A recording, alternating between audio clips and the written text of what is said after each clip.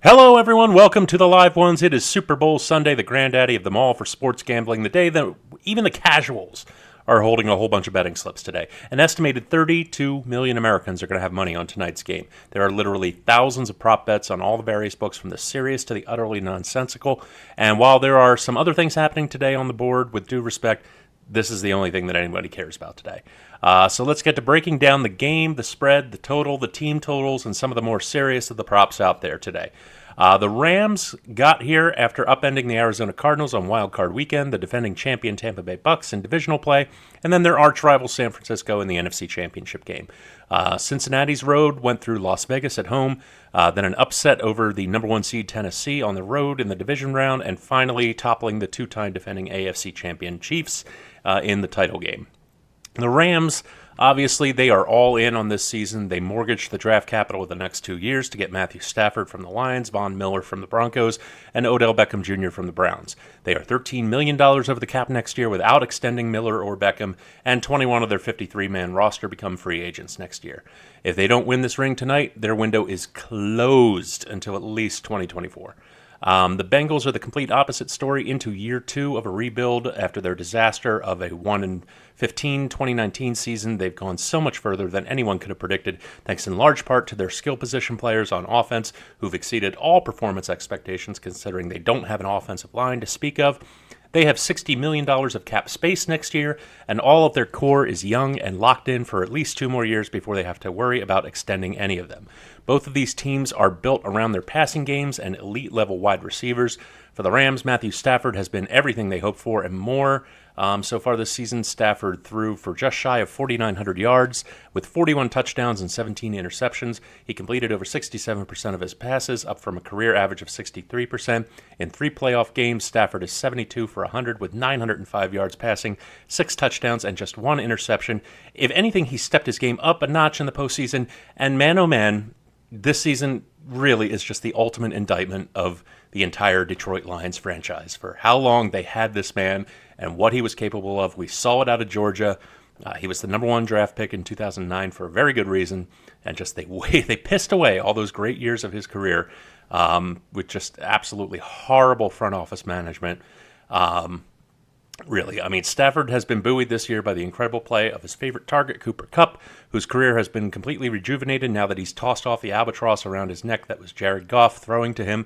I'm telling you, just this move, this trade for Jared Goff for Matt Stafford was just so impactful for everybody on the Rams. It really, really was. Joe Burrow has shown the world that if you're going to get an ACL tear as a starting quarterback, best to do it in your rookie year while you're still hitting your stride as an athlete. Burrow would have had better offensive numbers than Stafford, but he sat out a meaningless game in Cleveland in Week 18 to put Stafford over the top in terms of both passing yards and touchdowns. As it was, he found a connection with his old LSU buddy, Jamar Chase, and it bore every kind of fruit imaginable. Chase won Rookie of the Year honors with nearly 1,500 receiving yards and 13 touchdowns.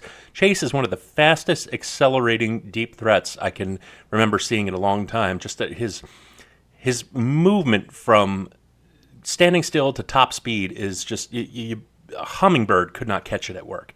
It's that fast. That 200-yard game that he had against the Ravens earlier in the year was an absolute masterpiece in yards after the catch. This man is not just a deep threat. He's a threat in the slot. He's a threat on wheel routes. He's a threat in on little swing passes, little screen passes.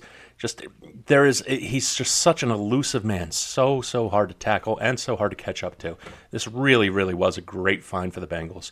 The X factor in this game is, of course, going to be defense. The Rams have a front four that, with the addition of Von Miller, is one of the premier groups up front, although I have to say, not the overwhelming juggernaut that's advertised when you actually break down the numbers. They're 7th in the league against the run and 7th in the league in total sacks. In this postseason, I'd put them at about either the 3rd or 4th best front four among teams that made the playoffs. Tennessee's was better. San Francisco's was definitely better. And Pittsburgh stood head and shoulders above the rest. It's just that their front four was literally all there was to the Steelers this year. The key matchup, obviously, is going to be Hakeem Adeniji trying to contain Aaron Donald on the inside, almost certainly with the help of Trey Hopkins at center. If the Bengals double-team him all day and run Joe Mixon to the left, there's a possibility of moving the ball on the ground and setting up some play-action passes. The most favorable matchup for the Bengals on the line for my money is that left side of the line, Jonah Williams and Quentin Spain, taking on Greg Gaines and the edge rush from Von Miller, who he's great. He's a future Hall of Famer for sure, but he's 32 years old and his best days are definitely behind him. And when I say a favorable matchup, I mean it's the closest to not being a hopeless mismatch for the Bengals. Cincinnati's going to have to establish something of a run game with Mixon to set up the RPOs and the play action passes. While the Rams' secondary is really weak overall, they do have Jalen Ramsey, who you just know is going to be on Jamar Chase all night like a blanket. Bengals are almost certainly going to be leaning heavily on their 2 and 3 threats, T. Higgins and Tyler Boyd. We'll take a look at some prop bets for those guys later. This game really isn't too hard to figure out on paper. You've got 2 dynamic, multi-pronged offenses that can beat you a lot of different ways, 2 secondaries with a lot of holes that are likely to be exploited by elite-level wide receivers. It's cliche, but this game's going to be won or lost in the trenches. The Bengals contain the Rams' pass rush and run the ball to set up the pass. They win. The Rams are a pass-first team. There should be no surprise about that. Sony Michel had 2 nice games in December at running back, but for the most part, he's just kind of there in the Rams' backfield. He's been virtually invisible in the playoffs. So unless Sean McVay is outthinking himself like he's sometimes prone to do, you can expect the Rams to dance with what brought them. Passing, passing, and more passing. So if the Bengals aren't able to get penetration with their front 4, Cooper Kupp and Odell Beckham will torch Eli Apple and Chidobe Awuzie all night long. Good news is the Rams are very weak on the interior in their offensive line. Their final few games saw them slip from the top of the pass blocking efficiency metrics to 11th by the regular season's end. They allowed 144 pressures as a group on the season. I love the matchup of DJ Reader and BJ Hill for the Bengals against the trio of David Edwards, Brian Allen, and Austin Corbett on the interior of their offensive line. Since the Rams almost certainly won't be running much at all, much less between the tackles, expect Stafford to get flushed out of the pocket from interior pressure on passing downs more than a few times tonight. I think the Bengals defense, while not as big name and marquee as the Rams, has had its moments all through this back half of the season and the postseason, particularly late in the game. The Rams are rightly favored tonight. I do think the Bengals are lacking in some key areas, particularly offensive line, that are probably going to be the difference maker. The line opened up at 3.5. It's up to 4.5 now at most books. The Sharps are coming in heavily on the Rams. But with that being said, I just think that's too big a number in this spot in this postseason, with how close just about every single game has been really, really close once you got to the division round. The Bengals have made a specialty out of winning games tight, keeping games tight even when they lose, and most importantly, late comebacks. You want to take that meaningless Week 18 game out of the equation. The Bengals had 5 losses on the year. 3 of those 5 losses were by a field goal. 2 of those 3 were in overtime. This team, no matter who they play, is never out of it. No lead is safe against Joe Burrow. He's in his first full season as an NFL starter, and he plays with the poise and collectedness of a 10-year veteran. This guy goes into the number 1 seed Tennessee Titans house and gets sacked 9 times, not rattled, doesn't panic, stays in the pocket the whole 60 minutes of the game, and leads the Bengals to their first ever road playoff win. Down 20-3 against the 2-time AFC champs in the loudest stadium in the country, leads a second-half comeback and helps get his team down the field for a game-winning kick. I just can't envision a scenario whereby this man cannot at least keep it close against a team when he's got an offense that's more three-dimensional than the Rams, has more weapons than the Rams. The Rams are the Stafford and Kupp show. Burrow, on any given down, has at least 4 different weapons at his disposal. Give me the Bengals plus the 4.5 points today. Now, as to the total, 48.5, that's exactly where I think it should be. Rams front forward notwithstanding, their defense has tailed off a bit coming into the end of the year, especially against Swiss Army knife offenses like the Bengals. Tom Brady lit them up for 308 yards 3 weeks ago. Jimmy freaking Garoppolo torched them for 314 yards in Week 18. Kirk Cousins got 295 against them. Kyler Murray, 344. Jalen Ramsey or no Jalen Ramsey, if you have a quarterback that's even remotely accurate with more than 1 wide receiver at his disposal, you have an avenue to get a lot of yards and a lot of points through the air against this Rams secondary. I fully expect the Bengals to hit up the scoreboard for at least 3 touchdowns and probably a field goal on top of it. That's 24 points. I fully expect them to keep it tight like they've been doing the whole back half of the year, so maybe right around the same number of points for the Rams. So not enough of a significant edge one way or the other on the total for me. I expect either a 27-24 or a 24-21 finish to this game. Not sure who's going to win it, but it's going to be close. Lay off the total, lay off the team totals as well. Rams are sitting at 27, Bengals at 21.5. I think the Bengals should go over that 21.5, but not with enough confidence to put money down on it. If anything, maybe take a look at the Bengals' first half team total under of 10.5. We've seen this team have to play from behind and come back late a lot this year. Conventional wisdom would say that defenses are much stronger in the first half of a football game than they are in the second half, as the other team just continues running plays down their throat all game. I wouldn't at all be surprised to see the Bengals score the majority of their points in the second half. Bengals first half team total under 10.5 is a solid lean for me. I might be able to talk myself into it as kickoff gets closer, just not right now.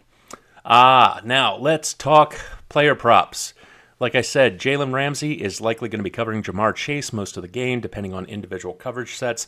The Rams play zone most of the time, virtually no press man coverage. They get very little pressure on receivers at the line of scrimmage, but you still have to imagine Ramsey is going to find himself paired off with the rookie phenom on most passing downs. That means the Bengals' other two main targets, T. Higgins and Tyler Boyd, should conceivably get a lot of looks tonight, particularly Boyd, if he's playing from the slot. Fun fact, Tyler Boyd has not dropped a slot target since week 2 of the 2020 season. That is 194 consecutive targets in the slot without a drop. If I were scheming against this Rams secondary, we saw how Tom Brady was able to pick them apart using Mike Evans in the slot on second and third down. It was like an automatic that the ball was coming to him, and the Rams still couldn't do anything about it. So if I were scheming against this Rams secondary, Tyler Boyd would be a big part of my game plan. So I am officially taking the prop bet available on DraftKings right now. Tyler Boyd over 4.5 receptions. You can get it for a great price right now at plus 125. Another lean I have tonight for much the same reasons is the prop for T. Higgins' most receiving yards of anyone at plus 600. Like I said, I think he's going to be Burrow's main target tonight if Ramsey shuts down Jamar Chase. Only reason it's not an official play is because of the Cooper Kupp factor and because, frankly, Burrow has so many targets to choose from that there might be a lot of spreading the ball around. If Ramsey does erase Jamar Chase and the Bengals are trailing, Higgins' ceiling is as high as anyone's. He's got a 194-yard game under his belt already this year and 6 more of over 95 yards. So plus 600 is a great value for that prop if you want to sprinkle some small action. Now, just for fun, let's take a look at some of the more ridiculous props you can take tonight. These are the ones that you need to put money on, either because you're a casual bettor and it's just for fun, or because you have a serious gambling problem and just need to have money on everything. There's no in between. Will any headlining artist at the halftime show be smoking marijuana on stage? Yes is plus 185. Important to remember, the Super Bowl is in California. It's Dr. Dre, Snoop Dogg, and Eminem, and weed is legal there. Almost 2-to-1 odds on yes? That's worth a look.